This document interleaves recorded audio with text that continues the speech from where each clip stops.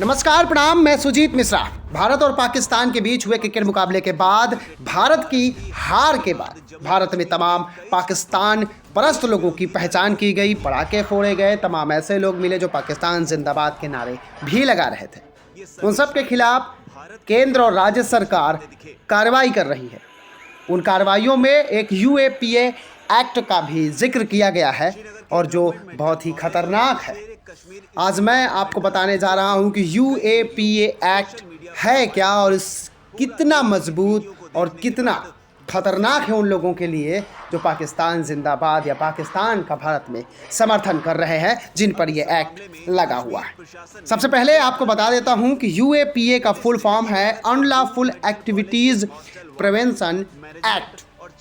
इसका मतलब है गैर कानूनी गतिविधियां रोकथाम अधिनियम। इस कानून का मुख्य काम आतंकी गतिविधियों को रोकना होता है।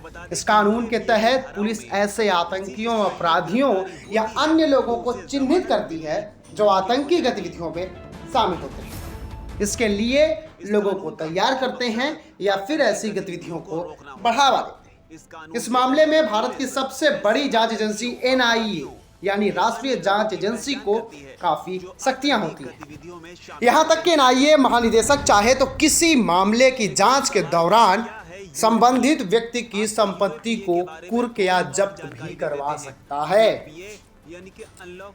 इस मामले में सन 1967 में ये कानून आया था।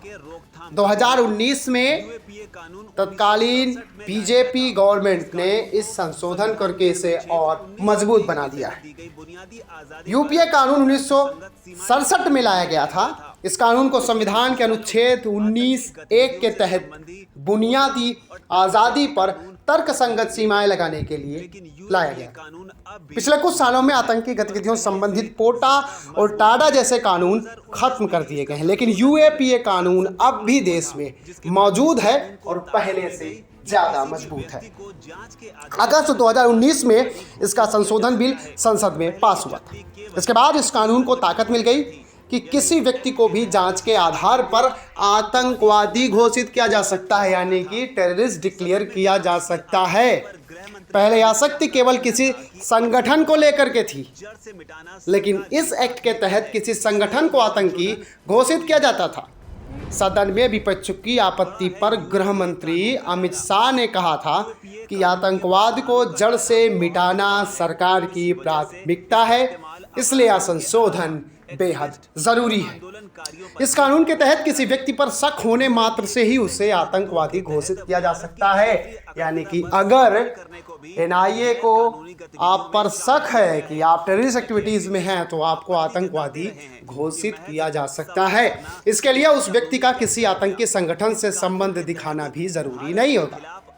आतंकवादी का टैग हटवाने के लिए उसे कोर्ट की बजाय सरकार की बनाई गई रिव्यू कमेटी के पास जाना होगा।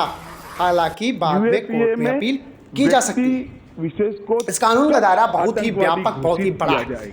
UAPA कानून के प्रावधानों का दायरा बहुत बड़ा है। इसी वजह से इसका इस्तेमाल अपराधियों के अलावा एक्टिविस्ट और आंदोलनकारियों पर भी हो सकता है।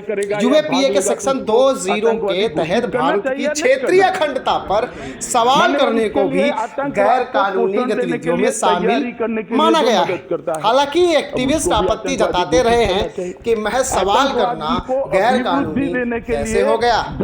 इस कानून के तहत भारत के खिलाफ असंतोष फैलाना भी कानूनी अपराध है। हालांकि असंतोष को पूरी तरह परिभाषित नहीं किया गया है कि भारत में असंतोष किन चीजों को माना जाएगा। कानून की कई धाराओं में कठोर प्रावधान।